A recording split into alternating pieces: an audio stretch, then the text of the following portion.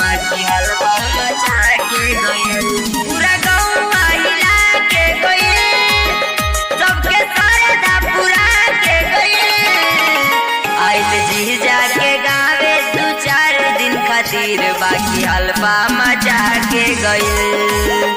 आइल जीजा के गावे 2-4 दिन खातिर बाकी हलवा मचा के गइल।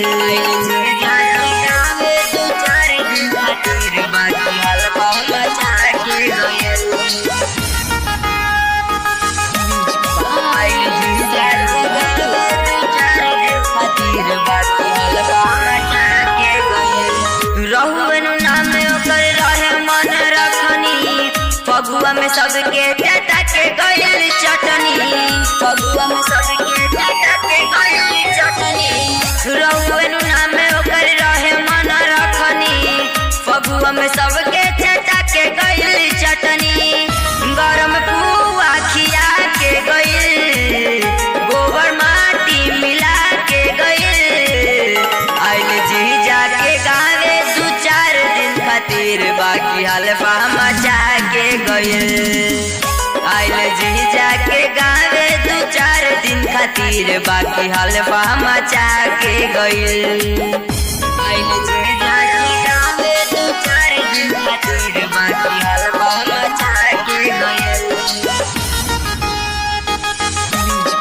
आइल जीजा के गावे 2-4 दिन खातिर बाकी हलवा मचा के गइल। गीत को सोचीता वो भीजे भिजावे, जाके अंकित जोगिरान गावे।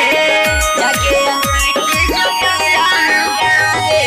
गीत का सोचीता वो भीजे भिजावे, जाके अंकित जोगिरान गावे।